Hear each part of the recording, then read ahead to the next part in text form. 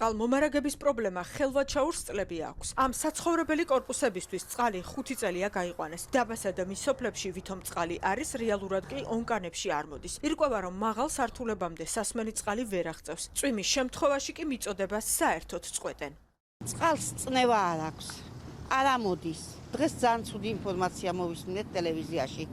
გერმანელებს ჰქონდათ დაფინანსება ბათუმის წყალზე 238 მილიონი თანხაო თუ არ ვცდები.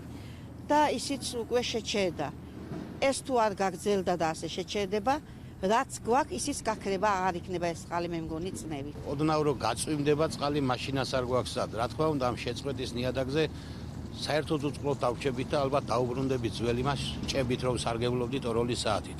ხელვაჩაურში წყალმომარაგების პრობლემის გადაწყვეტა გერმანიის მთავრობის მიერ გამოყოფილი დაფინანსების ერთ-ერთი პრიორიტეტი იყო. ხელვაჩაურის მუნიციპალიტეტთან ერთად წყალმომარაგებისა და წყალარინების თანამედროვე სისტემების შექმნა აჭარის 39 სოფელში, ხულოს, შუახევის, ქედისა და ქობულეთის მუნიციპალიტეტებში იგეგმებოდა.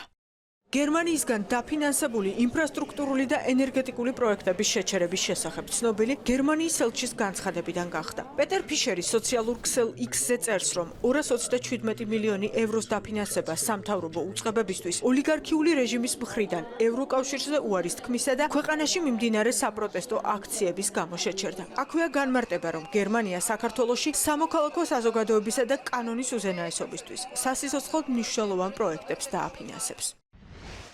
გერმანიამ სინანულით საქართველოსთან 227 მილიონი ევროს ღირებულების პროექტები შეაჩერა. გერმანიის ეკონომიკური თანამშრომლობისა და განვითარების სამინისტრო და მინისტრი სვენია შულცე საქართველოს მიერ ევროკავშირისკენ გზის დატოვებასა და საპროტესტო აქციების წინააღმდეგ მკაცრი ზომების მიღებას ეხმაურებიან. მწვანე წყალბადის ენერგეტიკული ინფრასტრუქტურის და ბათუმში წყლის ინფრასტრუქტურის დაფინანსება შევაჩერეთ. სამოქალაქო საზოგადოებისა და კანონის უზენაესობის მხარდაჭერა გრძელდება.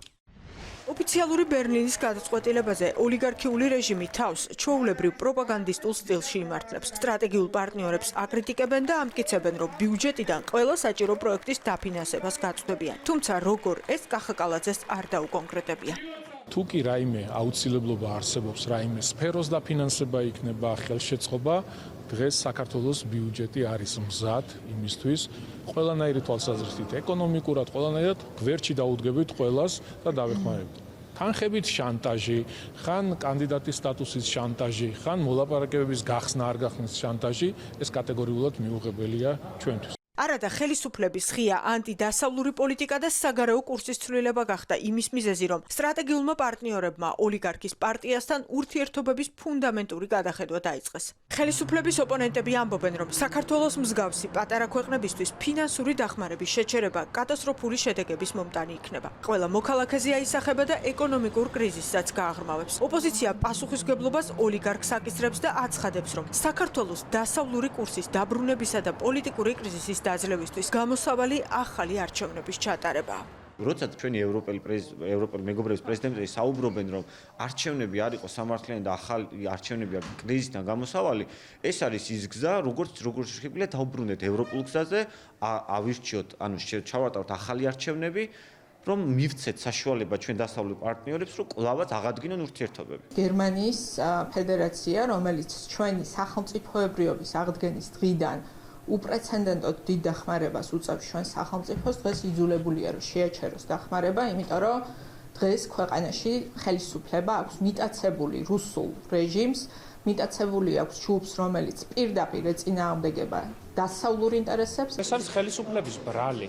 ჩვენ ისიც კარგად უნდა გვესმოდეს, რომ ჩვენი ევროპელი და დასავლელი პარტნიორების განცხადება, რომ ეს დახმარებები მიმართული იქნება სამოქალაქო სექტორზე, თავისუფალ მედიაზე, პოლიტიკურ აქტორებზე, ეს არის პირდაპირ გაძლიერების საშუალება ჩვენი სამოქალაქო საზოგადოების და თავისუფალი მოქალაქეების. სამწუხაროდ ეს არის ლოგიკური გაგრძელება იმ მავნებლური პოლიტიკისა, რაც ივანიშვილმა აირჩია და მისმა ეგრეთ წოდებულმა ხელისუფლებამ და სამწუხაროდ მსგავს გადაწყვეტილებებს კიდევ უნდა ველოდოთ.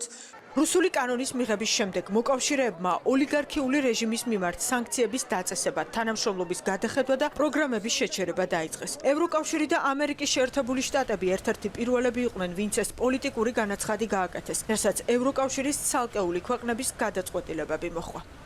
2024 წლის მაისიდან დღემდე ევროკავშირმა ოცნების რეჟიმთან უმაღლესი დონის შეხვედრები შეაჩერა. უშუალოდ ხელისუფლებისთვის განკუთვნილი პროექტები 121 მილიონი ევროს ოდენობის დახმარებად შეჩერებულია. გაყინულია 30 მილიონი ევროს დახმარება, რომელიც ევროპული სამშვიდობო ფონდიდან თავდაცვის ძალებისთვის იყო განკუთვნილი. 35 მუნიციპალიტეტისთვის კი ახალი საგრანტო შეთავაზება გააჩერეს.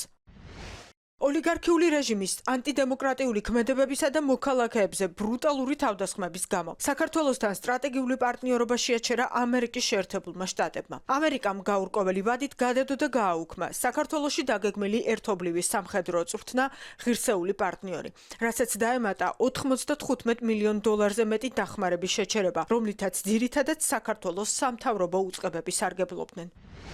გაერთიანებულმა სამეფომ გაყინა საქართველოსთან სტრატეგიული უორდროპის დიალოგი, რითაც ოფიციალური ლონდონი ქვეყანასთან ყველა სფეროში თანამშრომლობდა. ასევე შეჩერდა უმაღლესი დონის მოლაპარაკებები და კიბერუსაფრთხოების პროგრამა. ევროკავშირის ქვეყნებიდან დანია იყო ერთ-ერთი პირველი, რომელმაც ფინანსური დახმარების გადახედვის შესახებ გამოაცხადა. დანიამ საქართველოსთან 4 წლიანი სამხედრო თანამშრომლობა შეაჩერა, რომლის ბიუჯეტიც დაახლოებით 28 მილიონ ლარზე მეტი იყო. გადმოხდა მე-100 სართულიდან და 50 სართულზე იძახრო, აი ნახეთ არაფერი არ ხდება, ჯერჯერობით ყველაფერი კარგად არის. არ არის ყველაფერი კარგად, სამწუხაროდ ჭირი თავს ვერ დამალავს მომავალი წლიდან ეს ყველაფერი, ბევრად უფრო მწვავედ იქნება რეალობაში გადატანილი, თუ კი, როგორც ვთქვი, გონს არ მოეგება ივანიშვილი და არ არჩევს მშვიდობიანად მოლაპარაკებით ასპარეზიდან გასვლას ისევე როგორც ეს მომხდარა არა ერთ ქვეყანაში. ოცნებასთან ყველა სახის პირდაპირი ოფიციალური თანამშრომლობა შეწყვიტა შვედეთმა. ბიუჯეტისთვის პირდაპირი დახმარება შეაჩერა საფრანგეთმა. გაყალბებული არჩევნებისა და მისი მძიმე შედეგების გათვალისწინებით, დიდ შვიდეულთან და ევროპელ პარტნიორებთან კოორდინირებით ოლიგარქიულ რეჟიმთან ურთიერთობების გადასინჯვის პროცესშია კანადაც.